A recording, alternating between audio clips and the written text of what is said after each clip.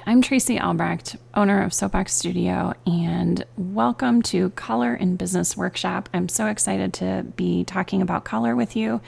It is really one of my most favorite things to talk about and work with clients. I just love finding color palettes for new businesses and existing businesses, redefining color palettes. It's, I guess, a passion of mine. Colors, they're just so valuable in establishing your brand identity. A logo design is integral to establish your brand identity, but colors will play a vital role in that process. So as you think about your brand and your company, you should think strategically about which colors may align with the values and essence of your company. Not only do colors have the power to persuade buyers or establish loyalty, but in choosing the wrong color, there's also a potential that your target market may overlook your brand completely. And as we go through some of these colors on the next slides here, and I am working in Illustrator, so this might look a little different than a typical presentation. And you will see me clicking around over here as we go through because I'm going to do some actual moving around on the page, and that this may be something that you've heard before, but I'm going to walk through these anyway because there may be some things that stand out to you that you haven't really acknowledged. So okay, let's walk through the colors. We have these listed in your workbook as well, so go ahead and take a look through, print that out if you'd like, keep that handy as you're developing your color palette. Red, the positives are power, confidence, ambition, passion, energy, and strengths. Some of the negatives could be danger, aggression, and anger.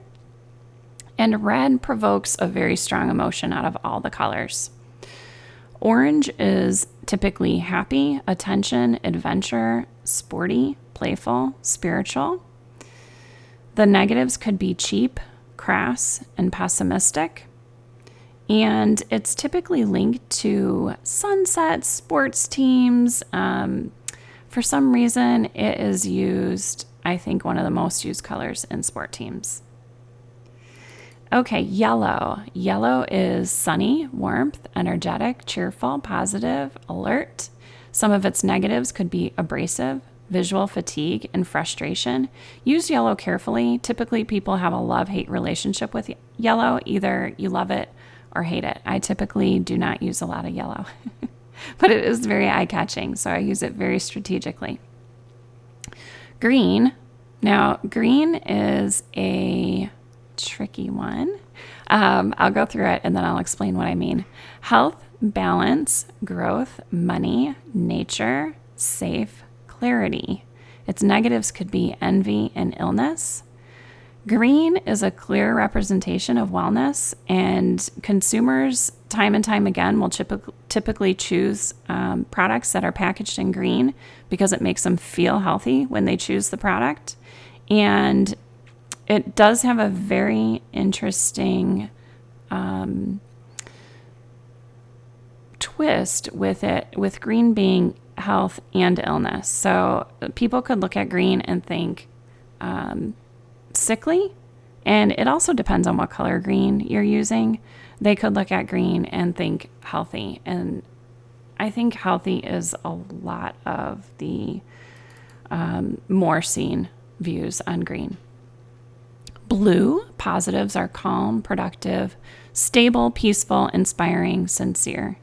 Could also mean, some of the negatives could also mean sad, lonely, and rescue and medical is not really a negative, but if you're not trying to portray that, it could be looked at as that.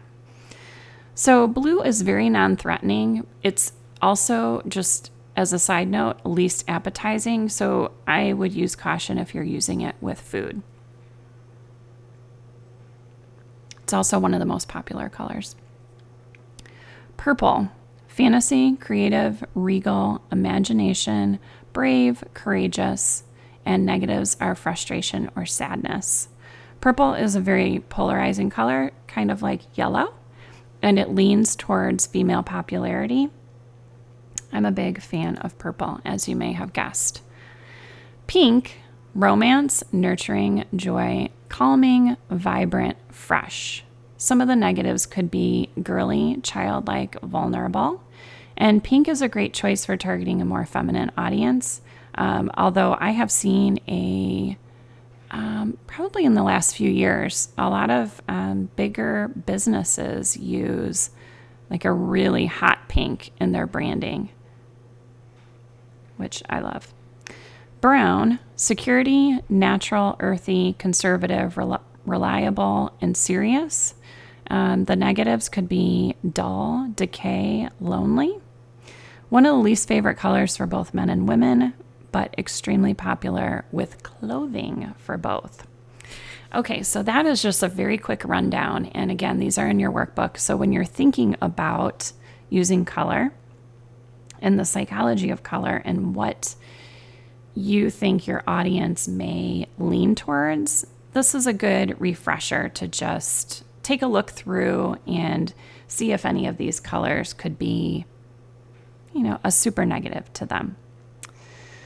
So let's go over to showing how color affects, just at first glance, when you look at the McDonald's logo here, how it could affect your view of food and cravings maybe. If you were to see it in this purple and light purple color, if you were to see it in this green and peachy color, how does that affect what you're viewing and what you know to be McDonald's and the cravings of either a French fry or even just evoking the smell of what it smells like to walk into a McDonald's? I have to say, I'm not a big fan of McDonald's. I do love their coffee, but I can't even tell you the last time I ate in a McDonald's or McDonald's food. However, if I look at this logo, I smell the French fries frying in a McDonald's. That's the impact color, smell has on our brains. Okay, let's go on to color schemes. This is something I get asked a lot, and you don't have to be a big stickler with these color schemes. However, if you are stuck and not sure where to start with your color palette, this is a good first step. Take a look at these 6 I have here. And remember, this would move anywhere on the wheel. So you move this little path to get any monochromatic color. So these colors here in the purples, from light purple to this darker purple, that would all be part of a monochromatic palette.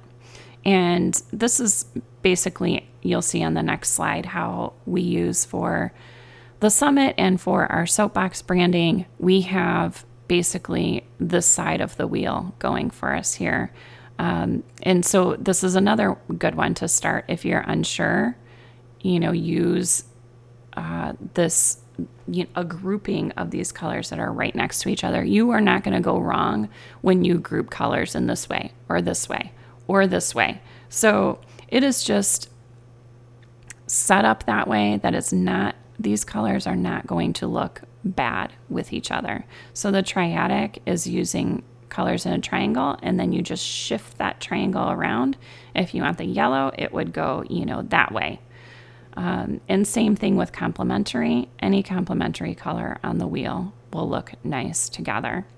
Split complementary, same thing. And then square, and then you just rotate the square around. So this kind of tealish color here, this bluish purple color here, this red color here, and this lighter yellow color here will all look good together in a color palette. Let's go on to a larger color wheel that shows the hue, tint, tone, and shades. And I have our color palette here off to the side. And I just want to go through this somewhat quickly. I do have One of the questions that we get asked the most is how to expand your color palette. You have a palette that you're already using, and maybe it's only 4 colors, and you want to expand that palette. This is a perfect way to expand that. So you take the hue, which is your pure color, and then you can add white to it, and that creates a tint. And then if you add black to it, that creates the shade. If you add both black and white to it at various levels, that creates what's called the tone of this color. So these colors all in here, the tint, the tone, the shade, will all look good with your original hue. And I'm going to show you a little demonstration of that over here. I had already put, I think these are 50%. Let me just double check. I think it's 50% of, yeah, 50% of the tint here, 50% of white added to our original colors are all along here. And then if I were to create the black, I can go ahead and do that. It's very easy to do in Illustrator, but I know it's a little different, and a lot of you work in Canva. There's a tool that is used that we use here sometimes too when we're trying to find the hex colors. Let me find I need to close all these so we're not looking at that. I will have to cut this out of the recording. And let me find, gosh, where is, oh my goodness. Okay, I guess let's cut this out. We will cut this out. We will cut this out. I will close, close, close. Okay, here is the tool. And I think we put this link in your workbook. This will go, if you go, here's what it looks like when you just go right to it. If you go to the darken or lighten, you click on that and it shows you here the amount that it's going to lighten or darken. So I'm going to go ahead, let me just move this out of the way. I'm going to go ahead and grab our blue color here and just do a copy. And I'm going to paste it in here. Oh, that was the right color. Okay, so if you bring it down to 0 of that black added, you can see that it looks like our color here. So if we want to add 50% black, that's what it would look like. And then you can grab that hex.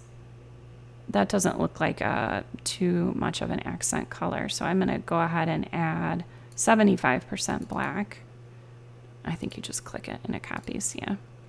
Then you can go back to your palette. You can put the hex in here so you remember what that is. And then I'm going to change this here, which you might not be able to see this part. And there we go. So that, here, let me click out of that so you can see the palette. So here is what adding that to our, if you're just looking at the top row here, it's going to make this almost black. This one, it's going to make this one really dark, but it is helpful for this. Let me show you one of these too. I'll show you this, adding the black in there. We'll do the same thing. We'll paste that hex in here. It's 75 set already. So if you want to just make a, all of these be 75, or some of the lighter ones maybe be 75, you go ahead and put that in here. And I'm going to select that one. I'll change the hex. And that's what that would look like. So see these 3 colors here. This is the 100% of the hue. This is 50% of white added to make a tint. And this is 75% of black added to make the shade. And what a difference that adds to your color palette. Like now you can use these lighter ones, you can use these darker ones, and you know that they all look great. I do this a lot. I don't keep it as part of our brand. It's just a thing that I know we do. We add those tints and shades into things that we're working on. If we need to add, another like anchor color or accent color for a background, like on sales pages, I'll use these colors on sales pages to have it behind the text so you can read the text nice and clearly. Go to one more online tool that I want to show you. And someone had said that you can see my menu options. So I didn't think you could. So you could see what I'm clicking. Anyway, colors.co or coolers.co is a tool that I like to use sometimes just for inspiration. And when you go in here and you go to tools, and this is just a free online thing, you can sign up for a membership or I don't know what kind of services they offer, but I just use the free one. I go to explore palettes and then up in here, there is in the search area, you can pick a color palette that you might like to, you want to have purple in it. I don't know if you can choose more than one. No, you have to sign up to choose more than one. But just take this one out if you want another color. You want some sort of red in there. So it'll give you a wide variety of colors. If you are looking for, let's say, and I gotta take that out too, vintage look, then click on that and they have some pre-made palettes for you. And you will see that what I just taught you about the color wheel over here, that's a lot of what they use in here, right? Monochromatic. You'll see some of the triadic ones and everything complementary. All of those are represented here. I'm sure that's what they pull from. Vintage. Wow. They have a lot of browns and greens in there, huh? Okay. So this is, it's just a fun tool. And they even have some like that. Oh, that one. Take that out. If you want to have, say, 8 colors, it's just a fun. Don't get too lost in here. I mean, I guess you can, but you could probably spend, at least I can. Okay, I'm talking to myself here. I can spend hours in here. I'm telling myself not to get too lost in here because just even looking at these colors is my favorite. I could just look at these all day long, right? Okay, another little tool and tip I want to talk about is Pinterest. And I just typed in here color palette design. You will see a lot of repeating themes in Pinterest. Unfortunately, I see a lot of like the same palette, but it will give you a good kind of jumping off point of maybe what is evoking the emotion for your own company.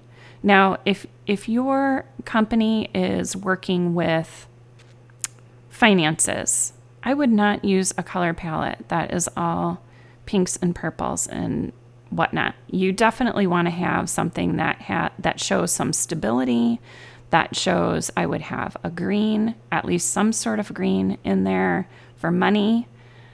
And same going for if you have, let's see, something to do with kindergartners or kids. I don't know if that's what this is, but Kinder Planet. This is like a perfect palette. I would even say, a Crayola crayon pack, start with that and then maybe start veering off of that if you're working with kids. That color palette of Crayola, let me pull one up. It screams kids, right? So think about your audience. Think about who's going to be looking at your business, your branding. And this is even a step before you actually finalize your branding. If you are starting with by creating, some products or courses or things like that, and you're not super honed into your branding yet, you don't need to be, but I would still stick with a palette that is suited to your audience. Okay, that's a little talk about some palettes. And lastly, I would like to pull up Acrobat here and show you some samples of our clients' branding guide, which includes their color palettes. So this is one of our clients, and it's a big company. It's a business-to-business company. It's not online business. But I just wanted to show you how they have a pretty big palette for their company, but they indicate which colors are used for primary. Then there's some neutrals, and then there's some accent ones.